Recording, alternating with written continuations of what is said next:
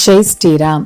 மா கங்கா டூரிசத்துடைய ஏப்ரல் மாத காஷி யாத்திரைய இறைவனுடைய அனுகிரகத்துல ஆரம்பிச்சாச்சு. சென்னையிலிருந்து ஆரம்பிச்சு லக்னோ போய் நைமிஷாரண்யத்திலிருந்து தொடங்கி ஜார்க்கண்ட் வரைக்கும் முடிக்கக்கூடிய 9 நாள் ப்ரோக்ராம் தான் இந்த தடவையும் பிளான் பண்ணியிருக்கோம். இத்தனை தடவை காஷிக்கு போனாலும் ஒரு தடவையும் கிளம்பும் போது புதுசா கிளம்புற மாதிரியான ஒரு உணர்வு தான். ஒவ்வொரு விதமான மக்கள் அவங்களுக்கு காஷியை குறித்த எதிர்பார்ப்பு, ராமரை குறித்த எதிர்பார்ப்பு, நைமிஷாரண்யத்தை குறித்த எதிர்பார்ப்பெல்லாம் பார்க்கும்போது ஒவ்வொரு தடவையும் நிறைய விஷயங்கள் நம்மளாலையும் கற்றுக்க முடியுது. ஒரு தடவையும் காஷிக்கு போகும்போது ஏதாவது ஒரு புதுவிதமான அனுபவத்தோட தான் திரும்பி வருவோம். அந்த மாதிரி இந்த தடவை எந்த விதமான அனுபவம் கிடைக்க போகுது அப்படிங்கிற ஆர்வத்தோட இன்னைக்கு இந்த யாத்திரையை ஆரம்பிச்சாச்சு. லக்னோக்கு வந்து இறங்கி கூட வந்த யாத்ரிகள் எல்லாருக்குமே ஏர்போர்ட்ல இருந்து ஃபோட்டோஸ்லாம் எடுத்து கொடுத்துட்டு ஏர்போர்ட்லேயே பிரேக்ஃபாஸ்ட்டும் சாப்பிட்டுட்டு நைமிஷாரண்யம் வந்தாச்சு. பொதுவாக நம்மளுடைய ஐட்னரி எப்படி இருக்கும் அப்படின்னா, சென்னையிலேருந்து 11 மணிக்கு கிளம்பி லக்னோக்கு 1 மணி 2 மணிக்கு வந்து சேருவோம். அங்கேருந்து அதுக்கப்புறம் நைமிஷாரண்யம் வந்தால் ஈவினிங் ஆகிடும். ஸோ ஈவினிங் டெம்பிள் மட்டும் பார்த்துட்டு நெக்ஸ்ட் டே மார்னிங் தான் சக்கர தீர்த்தத்திலையும் கோமதி நதியிலையும் ஸ்நானம் பண்ணிட்டு இருந்தோம். இப்படி தான் ஒரு 9 மாதமாக ஃப்ளைட்டோட டைமிங் இருந்தது. இப்போ ஃப்ளைட்டோட டைமிங் மாறி இருக்கு. ஏர்லி மார்னிங் 5 o'clock சென்னையிலேருந்து லக்னோக்கு ஃப்ளைட் வந்தாச்சு. அதனால் இந்த தடவை நம்மளுக்கு போதுமான அளவு நேரம் நமக்கு நைமிஷாரண்யத்தில் கிடைச்சனால போனோடனே சக்கர தீர்த்தத்திலையும் கோமதி நதியிலையும் ஸ்நானம் பண்ணியாச்சு. சக்கர தீர்த்தத்தில் ஸ்நானம் பண்ணிட்டு சக்கர தீர்த்தத்தை சுற்றி நிறையா சிவபெருமானுடைய ஆலயங்களும் மகாவிஷ்ணுவோடைய ஆலயங்களும் அனுமனுடைய ஆலயங்களும் இருக்குது. எல்லா ஆலயங்களிலும் போய் தரிசனம் பண்ணிட்டு கோமதி நதியிலையும் ஸ்நானம் பண்ணிட்டு லஞ்சு சாப்பிட ரூமுக்கு வந்தாச்சு. லஞ்சு சாப்பிட்டுட்டு நைமிஷாரண்யத்தில் இருக்கக்கூடிய முக்கியமான நைமிஷாரண்யம் மட்டும் பார்க்கணும் அப்படின்னா 2 நாள் 3 நாள் இருந்து கூட பார்க்கலாம். அத்தனை இடங்கள் இருக்குது நைமிஷாரண்யத்தில். அதில் செலக்டிவாக நம்ம ஒரு 6-7 கோயிலை செலக்ட் பண்ணி மக்களை அழைச்சிட்டு போகிறது உண்டு. முதல்ல நாங்கள் அழைச்சிட்டு போகக்கூடிய இடம் நைமிஷாரண்யம் அப்படிங்கிறதே பெருமாளுடைய சேத்திரம். இங்கே இருக்கிற ஒரு மரம் செடி கொடியும் பெருமாளுடைய நாமங்களை சொல்லிக்கிட்டு இருக்கிறதா இங்கே நம்பப்படுது. அப்படி இருக்கக்கூடிய ஒரு இடத்துல ஒரு 20 கிலோமீட்டர் டிராவல் பண்ணி போனோம் அப்படின்னா ருத்ரகுண்ட் அப்படின்ற ஒரு இடம் இருக்கு. அந்த ருத்ரகுண்ட்ல சிவபெருமான் இருக்கிறாரு. சிவபெருமான் எப்படி இருப்பாரு அப்படின்னு பார்த்தீங்கன்னா, தண்ணிக்குள்ள இருப்பாரு. வெளியில பார்க்க முடியாது சிவபெருமான. இந்த தண்ணிக்குள்ள இருக்கக்கூடிய சிவபெருமான பார்க்க வர பக்தர்கள் சிவபெருமானுக்கு நெய்வேத்தியமா அங்க விற்கக்கூடிய பழங்கள், பூ, வில்வம், பால் போன்ற பொருளை வாங்கி நெய்வேத்தியம் பண்றாங்க.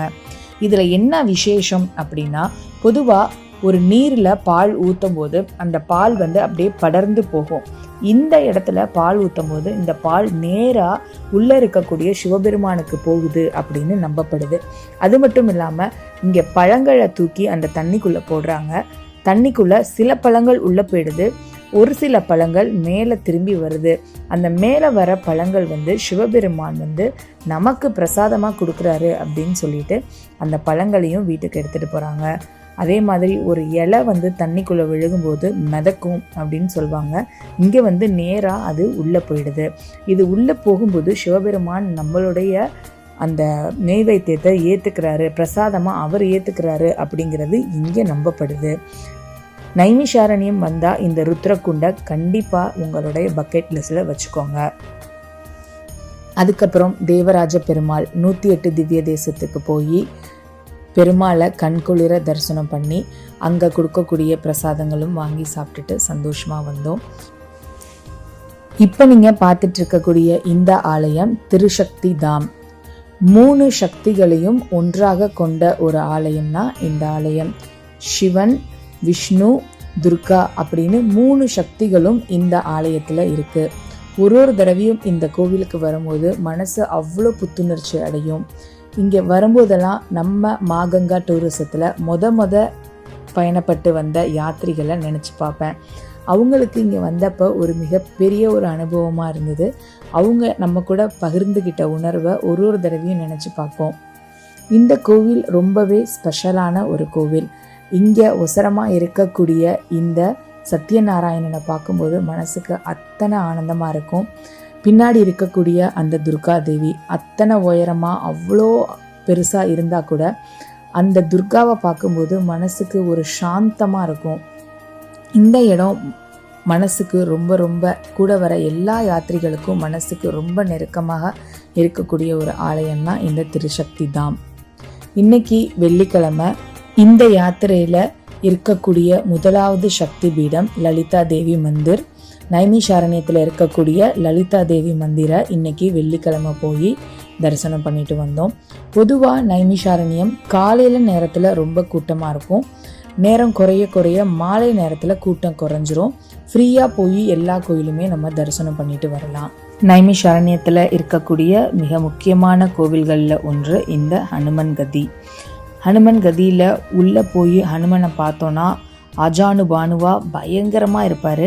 அவருடைய 2 தோல்லையுமே ஒரு தோளில் ராமபிரானியும் இன்னொரு தோளில் லக்ஷ்மணனையும் சுமந்துக்கிட்டு இருக்கிறதா இங்கே நம்பப்படுது.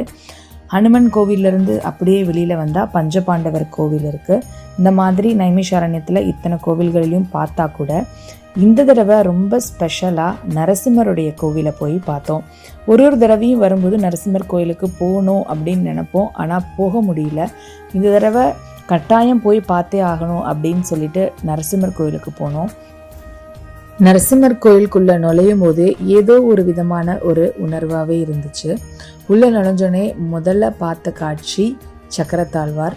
அவ்வளோ ரம்மியமாக இருந்தார். சக்கரத்தாழ்வாரை பார்த்துட்டு அப்படியே உள்ளே போகும்போது 108 திவ்ய தேசத்தையும் காட்சிப்படுத்தி ஃபோட்டோ வடிவில் காட்சிப்படுத்தி வச்சுருந்தாங்க. ரொம்ப ஆச்சரியமாக இருந்தது.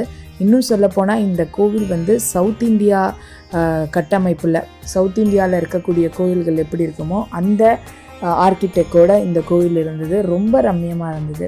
உள்ளே போய் பார்த்தா எந்த பக்கம் திரும்பினாலும் நரசிம்மராக இருந்தார். இந்த தடவை தான் ஃபர்ஸ்ட் டைம் இந்த கோயிலுக்கு போயிருக்கோம்.